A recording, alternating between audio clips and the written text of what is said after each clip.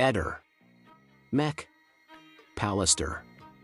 Davanti al Palazzo di Giustizia di Trieste, in Foro Ulpiano, la mattina dell'11 dicembre, è andata in scena l'ennesima tappa di una storia che, a 4 anni dalla scomparsa di Liliana Resinovic, continua a non avere un punto fermo.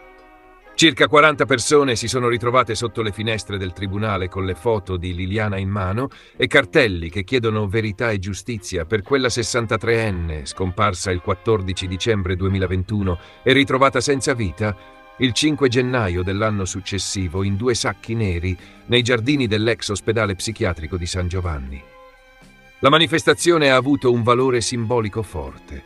Ricordare Liliana e allo stesso tempo mettere pressione a una macchina giudiziaria che, secondo familiari e amici, avrebbe già da tempo tutti gli elementi per qualificare definitivamente la sua morte come omicidio e non come suicidio. Il percorso dell'inchiesta, del resto, è noto. Iniziale ipotesi suicidaria, successivo spostamento verso la pista dell'omicidio, archiviazione, riapertura del fascicolo e oggi un unico indagato per omicidio volontario, il marito Sebastiano Visintin. In piazza si è vista una partecipazione particolarmente esterna alla città.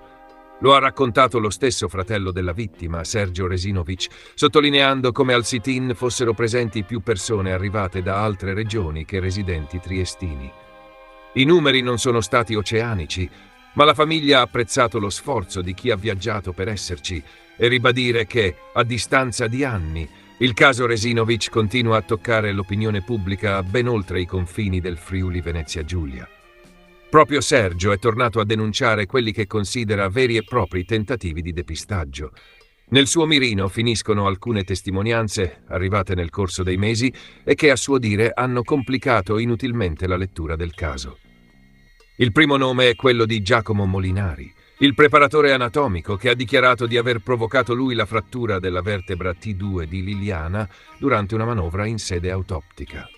Una versione che, se accolta, smonta una delle tessere considerate a supporto della tesi dell'aggressione da parte del gruppo di lavoro guidato da Cristina Cattaneo, secondo cui quel tipo di lesione sarebbe compatibile con un'azione violenta subita in vita.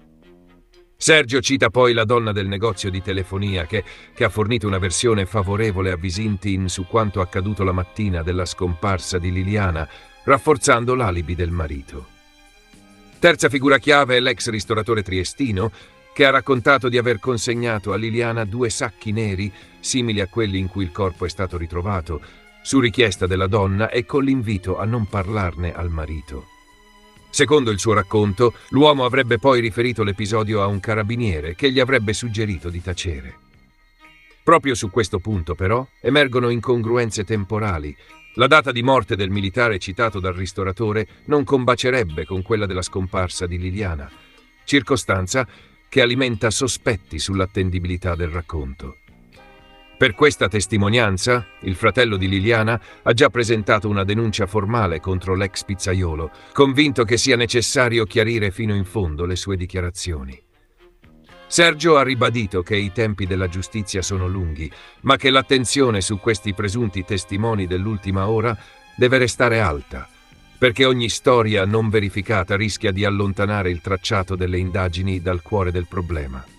E, riferendosi alla posizione del cognato, ha ricordato con parole molto nette che se un uomo viene iscritto nel registro degli indagati per omicidio e resta sotto la lente degli investigatori, un motivo deve esserci. Durante il presidio non è passato inosservato un altro volto ormai centrale nella vicenda, quello di Claudio Sterpin, primo amore e amico di lunga data di Liliana, che da sempre esclude l'ipotesi del gesto volontario. Sterpin ha sfilato tra i manifestanti con un cartello che richiama la necessità di ridare verità e dignità a una donna che lui considera vittima di un delitto e non di una scelta personale. Ai giornalisti e alle trasmissioni televisive presenti ha ripetuto il suo convincimento. Liliana sarebbe stata uccisa non da una sola persona, ma da più soggetti, e il fatto che il corpo sia emerso soltanto 20 giorni dopo la scomparsa indicherebbe, secondo lui, che la donna sia stata tenuta altrove, viva o morta, prima di essere abbandonata nel parco. Sterpin non si limita alle dichiarazioni di piazza. Ha annunciato di voler scrivere direttamente al Presidente della Repubblica, Sergio Mattarella, e anche al ministro della giustizia, da lui chiamato ancora ministro di grazia e giustizia, per chiedere un'attenzione ulteriore sul fascicolo Resinovic. Nelle sue parole si avverte la stanchezza di chi vive questa battaglia da anni, ma anche la determinazione a non arretrare. Ha spiegato di sentirsi, in un certo senso, morto anche lui, da quando Liliana è scomparsa, e di non avere più interesse per la vita, se non quello legato alla ricerca della verità per la sua amica. L'amico di Liliana ha parlato esplicitamente di una voglia di depistare, accusando coloro che in questi anni si sono presentati in procura o nei salotti televisivi con racconti pieni di dettagli, ma spesso privi di riscontri oggettivi. I sospetti di Sterpin coincidono con quelli di Sergio e di altri amici di Liliana. L'idea è che qualcuno possa aver incentivato queste voci per creare confusione, gettare ombre su tutto e far allungare i tempi dell'inchiesta. Tra le persone presenti al sit-in c'era anche un'altra figura chiave, l'albergatrice Jasmina Zivkovic, la testimone che ha raccontato agli inquirenti di una crisi profonda nel matrimonio tra Liliana e Sebastiano Visintin e di una lite molto violenta della coppia nel 2021, quando i due soggiornarono nella sua struttura. Secondo quanto riferito, quella notte i toni sarebbero stati accesi per ore, al punto da lasciarle la sensazione di un rapporto ormai arrivato al capolinea. Yasmina ha spiegato di essersi decisa a parlare soltanto dopo il ritrovamento del corpo, frenata in precedenza dalla paura per alcune minacce ricevute al telefono da un'amica di Sebastiano. Nel corso della manifestazione la donna ha tenuto in mano un cartello con la scritta «Lilly merita giustizia, onore a Lilly», sottolineando che tutto ciò che conosce è già stato messo nero su bianco nelle sedi ufficiali. Anche lei ha insistito su un punto. La procura, a suo giudizio, disporrebbe già di elementi sufficienti per procedere più speditamente. L'appello è quello di accelerare, perché ogni rinvio è vissuto come una ferita aggiuntiva inferta alla memoria di Liliana. Sul versante medico-legale resta sullo sfondo il lavoro del gruppo coordinato da Cristina Cattaneo, che ha ritenuto non compatibili con un gesto volontario le lesioni riscontrate sul corpo di Liliana. Se da un lato la successiva dichiarazione di Molinari sulla vertebra T2 ha riaperto discussioni e interpretazioni, dall'altro il quadro complessivo degli accertamenti continua a mantenere in vita l'ipotesi dell'omicidio, sostenuta con forza dalla famiglia e da Sterpin. In parallelo proseguono gli approfondimenti disposti sugli strumenti elettronici di Visintin, in particolare sui dispositivi che avrebbe utilizzato la mattina della scomparsa, compresa la sua action cam, senza che però si sia ancora arrivati a un esito processuale definitivo. Il sit-in di Trieste, nelle intenzioni di chi lo ha organizzato e vi ha partecipato, è quindi molto più di una semplice manifestazione commemorativa. È un modo per ricordare alla giustizia italiana che c'è una donna, Liliana Resinovic, che non ha ancora trovato una risposta ufficiale alla domanda più semplice e più dolorosa. Com'è morta e chi l'ha portata a quella fine? Familiari, amici e sostenitori sono convinti che la strada giusta non passi dalla parola suicidio, ma da un'indagine piena, libera da ombre, da testimonianze tardive e da racconti incoerenti, capace finalmente di indicare nomi, responsabilità e movente. Fino a quel momento, promettono, continueranno a ritrovarsi in piazza con le foto di Lilly in mano, chiedendo che qualcuno ai piani più alti delle istituzioni ascolti davvero la loro richiesta di verità. L'aggravante appunto della parentela che ha ucciso la moglie. Lasciamo che lavorino. Insomma, secondo te è stato Sebastiano? Penso di sì. Io non dormo di notte, io mi sveglio e dico ma non è possibile che siamo ancora a questo punto, veramente. Se torchiando Sebastiano lui sa tutto quello che è successo a Liliana.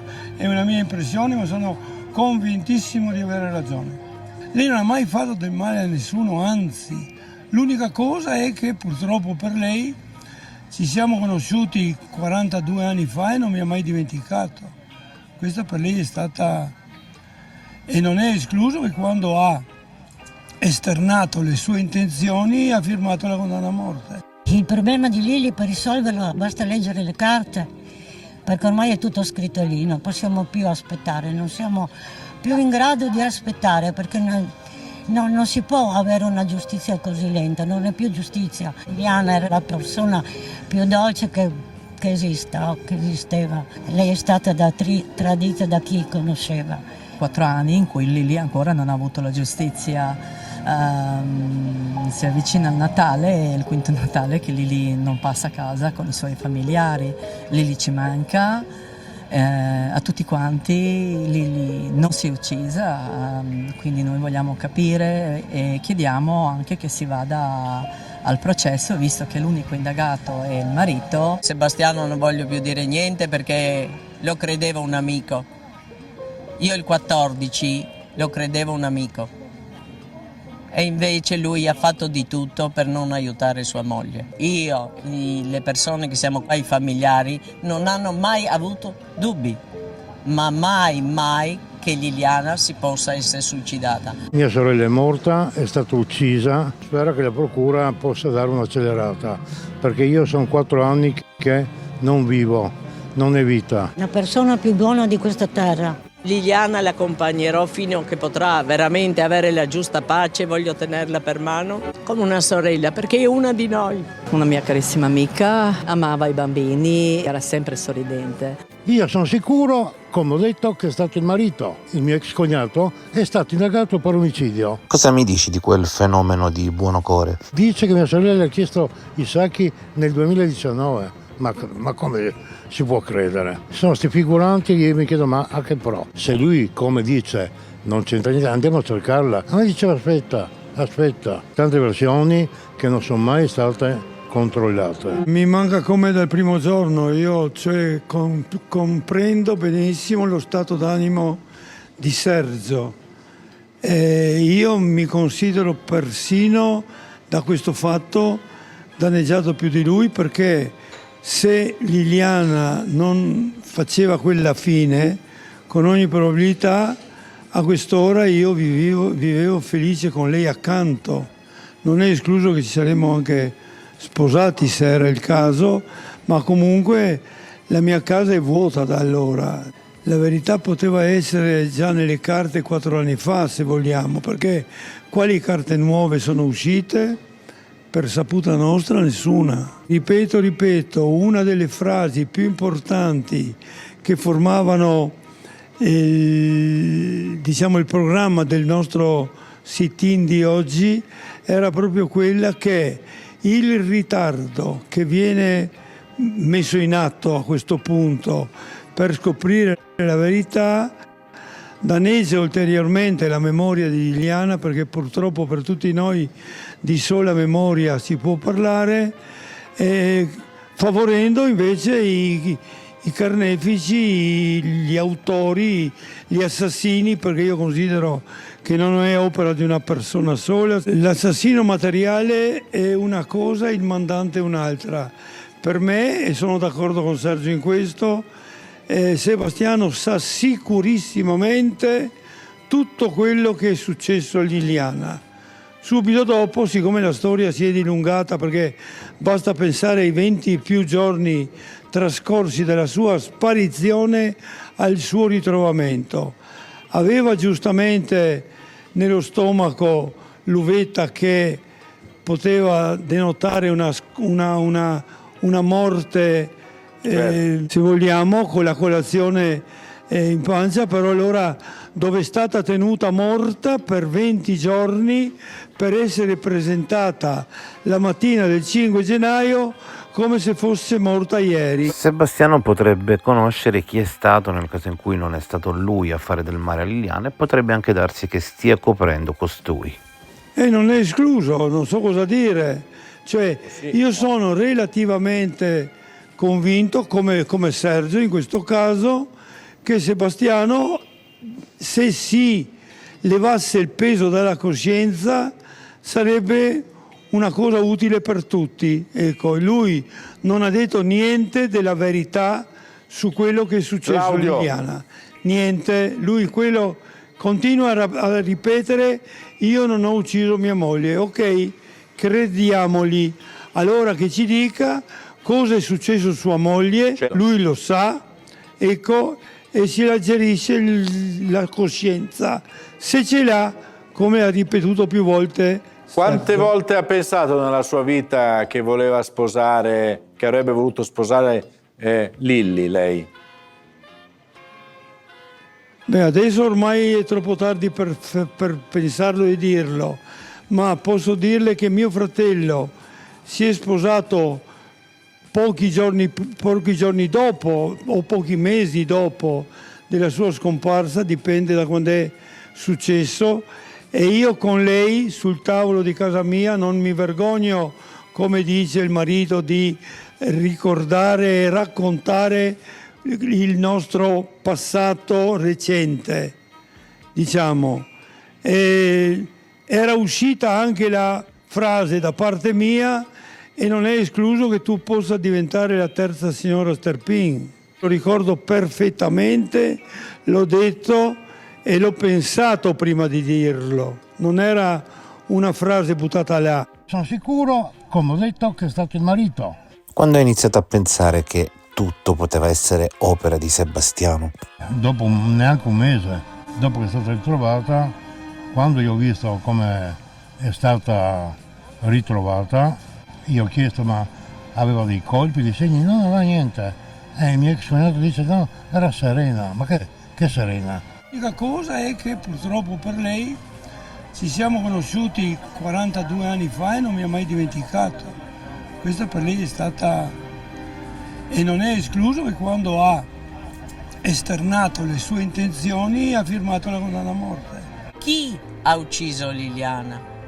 Chi ha impacchettato Liliana? Chi ha occultato Liliana? Non siamo noi che, come molte persone dicono, ce l'avete con lui. È lui stesso che ce l'ha con lui, perché lui da 3 anni che va in televisione, parla, si contraddice. Lei è stata tradita da chi conosceva. Io non voglio dire che sia stato Sebastiano, come lo dice Sergio, forse ha ragione, ma io ho ragione sicurissimamente affermando per l'ennesima volta che Sebastiano sa tutto quello che le è successo, dall'A alla Z. Lui sa tutto. Basterebbe farglielo dire e abbiamo risolto il problema. Lui andava a rimettere, lei aveva comunque intenzione di non lasciarlo in braghe di tela, lo ha detto, io le ho dato ragione, voleva continuare a pagare l'affitto della casa dove lo lasciava, voleva aiutarlo economicamente anche con 500 euro che a lei non servivano più, per capirci, per dire. Io ho detto fai bene, hai ragione, eccetera, mai più immaginando che lui invece aveva già messo gli occhi soprattutto e sui soldi che lei aveva sul conto corrente. Dicevano 100, poi 50, poi 30, 40, insomma, ma 50.000 euro c'erano sicuro. A lui spettava il 2/3 e al fratello 1/3. E già là sono subito 35.000 euro. Con lei che muore, non, anche se suicida, che muore comunque, a lui viene data la reversibilità della pensione, altro che i 500 miserabili euro che lei avrebbe potuto elargirgli, lui la prendeva come un'elemosina, per capirci. Vabbè. Adesso lui, con tutti i diritti, si è preso la reversibilità. Lui è regista, certo. Indifferente come, lei non si poteva suicidare con il futuro che noi avevamo prospettato di avere davanti. Ecco. Mai più. Una persona sana di mente non può suicidarsi in quel frangente. Se non è suicidio è omicidio. Tuo marito ti riprende e lei proprio gira la testa dall'altra parte e manda giù i bocconi come se fosse la cosa peggiore del mondo. Do ragione benissimo all'ultima che ha parlato, non ho visto bene chi era. È chiaro, Sebastiano dice quello che gli conviene da sempre e ha raccontato una carriola di frottole all'inizio, una carriola, idillio, e dopo è venuto fuori delle cose che neanche ripeto, ma le ho già dette e non le ritiro. Per quanto riguarda l'idillio, non abbiamo mai litigato. La penultima volta la sera prima, cioè il 13, venendo via da quella festa con gli amici romeni. E l'ultimissima volta la mattina del 14, o tutta la notte forse. È chiaro, evidentissimo che le indagini del primo periodo sono state fatte, io dico, all'acqua di rose per essere benigno. per capirci, perché non è stato lì, la procura doveva, non voglio atteggiarmi a uno che insegna alla procura cosa fare, però secondo la morale normale la procura doveva setacciare il trascorso dell'ultimo mese, dell'ultimo periodo di quell'anno a tutti quelli che conoscevano Liliana in qualche maniera. A Sebastiano i suoi parenti, a noi i parenti di Liliana, tutti i conoscenti che lei frequentava, colleghi eccetera. Non è stato fatto un bel niente. Allora Claudio, intanto, un anno e mezzo dopo è stata fatta, formulata richiesta di archiviazione per suicidio.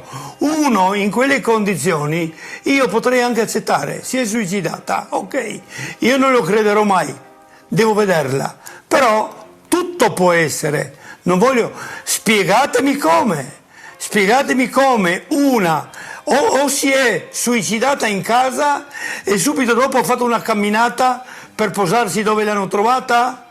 È ridicola la faccenda. Come è andata là lei? Non c'è un segno che lei è arrivata in quel posto con le sue gambe. Se anche lo faceva, si ammazzava, alto là, si ammazzava il giorno 14. C'è anche quel posto quella volta pullulava di cinghiali, insetti, di animali selvatici. Ehi, non dimenticare di iscriverti a questo canale.